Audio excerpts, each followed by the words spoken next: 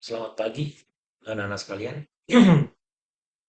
Hari ini kita belajar keselamatan maritim lanjutan dan sudah minggu kedua, minggu ketiga. Dan hari ini saya akan memaparkan materi terkait eh, salah satu unsur penting di maritim yakni kapal. Dan untuk bicara terkait keselamatan kapal, saya akan sampaikan bahwa di dunia maritim untuk kapal yang dianggap safe itu harus dibuktikan dengan eh, dokumen, ya. Nah, eh, dengan demikian eh, materi ini tentunya akan memperlihatkan sejumlah jenis-jenis kapal, ya. Nah, eh, saya share pengalaman saya dulu, ya. Ini dulu waktu saya sebagai inspektur kapal, ya, atau surveyor, biasa juga dikenal dengan eh, marine surveyor, ya. Dan eh, syaratnya dulu harus sarjana perkapalan. Saya kebetulan sarjana dan magister perkapalan, begitu juga sarjana dan magister mesin. Kemudian harus dididik 2 tahun, setahun di kantor pusat dan setahun di lapangan untuk memastikan punya kompetensi terkait bagaimana keselamatan kapal. Di gambar ini adalah salah satu dok atau galangan di Jakarta. Kemudian di sisi kanan adalah kapal di area Sungai Mahakam, ya, yang digunakan di offshore. Kemudian di bawah adalah kapal sudut kanan bawah, kapal yang dikenal juga dengan MODU, Mobile Offshore Drilling Unit. Ini saat kami berada di Singapura. Ada banyak pengalaman kami sebagai engineer dan sebagai ahli ketiga. Ya. Uh, di kapal itu salah satu yang harus diperiksa adalah bagian konstruksi dan tidak saja kapal, tapi semua alat apung lainnya. Ya. Ada banyak pengalaman yang pernah kami lakukan terkait tugas-tugas keinsinyuran khususnya di kapal, begitu ya sebagai ahli ketiga. Baik di Singapura, Malaysia, Thailand, Papua Nugini, dan lain-lain, khususnya di Indonesia. Potensi bahaya di kapal ada sangat banyak.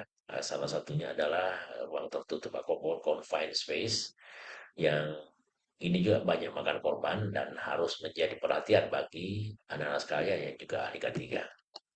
Ya, perlengkapan di atas kapal juga harus diperiksa, begitu juga dengan apa ada bagian inspeksi untuk mengecek kapasitas bahan bakar, ada berapa bahan bakar, ya, dan macam-macam, ya. Ini salah satu pengalaman kami di luar negeri di Malaysia, ya, kemudian di offshore, dan ini yang dibawa di kapal yang akan dipakai di Chevron saat itu. Oke, kalau kita bicara kapal, jenisnya sangat banyak, ya. Ada yang kapal layar yang menggunakan layar, ya. Ada kapal dengan penggerak mesin.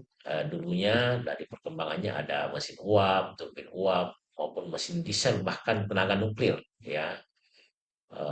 Kemudian kalau penggunanya ada kapal perang, ini banyak digunakan sekarang di Timur Tengah saat perang Amerika Israel melawan Iran, ya. Jadi hanya saja kalau misalnya dari aspek keamanan ini diperiksa khusus secara internal oleh angkatan bersenjata masing-masing. Ini kapal niaga, ya.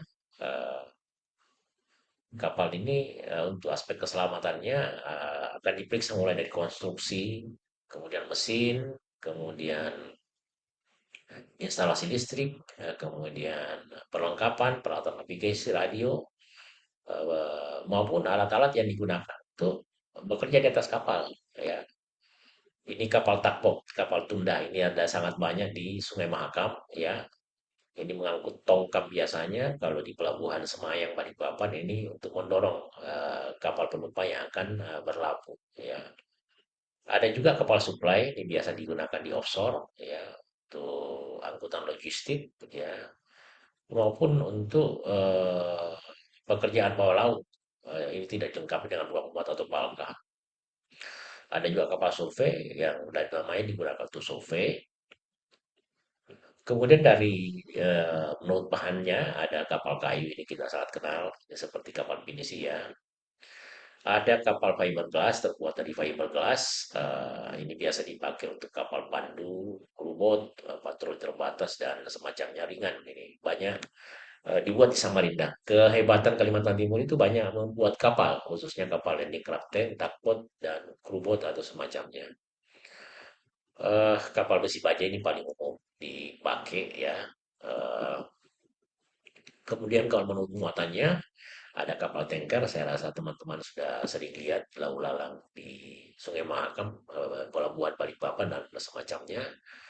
Ada kapal LPG, LNG, ada kapal kargo konvensional yang dilengkapi dengan pesawat angkat, dengan alat untuk mengangkat, ya, yang tentu saja akan dilakukan inspeksi secara khusus. Ya, seorang surveyor kapal atau orang yang menentukan keselamatan kapal ini harus punya ilmu hampir semuanya untuk mendapatkan kepastian bahwa kapal itu aman dan selamat. Ada kapal curah ya dilengkapi ruang muat, kadang-kadang dilengkapi kren, tapi yang modern sudah memakai konveyor. Nah, bahan-bahan curah itu langsung dimasukkan saja ya ke dalam tanpa membungkus ya.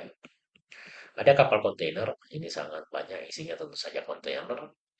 eh, ya, ada kapal ro-ro yang digunakan untuk mengangkut mobil dan orang. Ya, kemudian ada kapal tongkang, ini sangat banyak di Sungai Mahakam yang lewat menurut catatan sekitar 200-an tiap hari yang tentunya ditarik oleh pakai tongkang dan berdasarkan catatan ada kalau 200 tongkang ngangkut batu bara itu menghasilkan 2 triliun lebih per hari. Jadi coba dibayangkan berapa kekayaan Kalimantan Timur seandainya sebagai itu kembali ke masyarakat. Ini kapal penumpang eh, bisa dilihat setiap saat di Pelabuhan Semayang. Tujuannya untuk mengangkut penumpang dan ini juga diperiksa oleh seorang surveyor atau seorang engineer baik kapal maupun pemesinan kapal yang telah dilatih dan punya sertifikat atau semacam kompetensi untuk melaksanakannya. Ini kapal landing craft tank ya untuk mengangkut alat-alat berat ya. Ini banyak di Kalimantan juga. Dulu saya sempat melakukan penelitian terkait ini khususnya penggunaan mesin darat yang dipakai di kapal landing craft tank. Ya. Kemudian kapal feri ini banyak di Pelabuhan Kadiango biasa dipakai untuk dari Balikpapan ke Penajam begitu juga sebaliknya ya. Eh, Umumnya diangkut untuk mengangkut penumpang jarak pendek dan seperti Anda ketahui juga termasuk eh, mobil ya. Nah, dokumen, dokumen dan awak kapal. Jadi kapal itu khusus kapalnya harus memiliki dokumen. Begitu juga awak kapal itu harus punya sertifikat. Ada banyak macam sertifikat ya.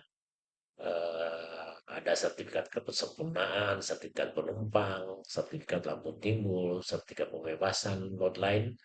Nah, sertifikat kesempurnaan ini terdiri dari macam-macam yang penting terkait konstruksi, intinya terkait permesinan, terkait kelistrikan, terkait bagaimana kapal itu memastikan mencegah pencemaran minyak, kotoran, sampah, atau hal-hal lain. Begitu juga peralatan angkat, peralatan navigasi, dan peralatan radio. Ya. Nah, eh, kapal-kapal ini sertifikatnya diperiksa oleh Biro Klasifikasi dan pemerintah yang memiliki bendera. Ya. Jadi disesuaikan dengan kapalnya masing-masing. Itu saja untuk sementara. Eh, Kalau ada pertanyaan, silahkan disampaikan. Eh, Simpulan yang bisa saya kemukakan pada pagi hari ini bahwa kapal itu harus dipastikan keselamatannya.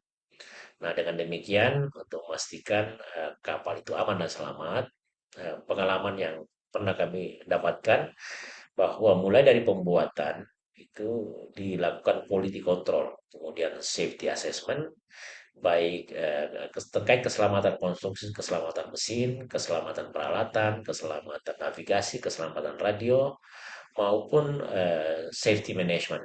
Sebagai catatan, keselamatan kapal itu diatur oleh International Maritime Organization di bawah PBB, kemudian di Indonesia di bawah perhubungan. Ada banyak aturan yang kemudian berlaku secara nasional. Meski demikian, aturan dari Kementerian Naker juga diaplikasikan khususnya terkait kru, kemudian peralatan angkat dan boiler. Nah, begitu juga migas jika kapal itu masuk di dunia migas. Kalau ada pertanyaan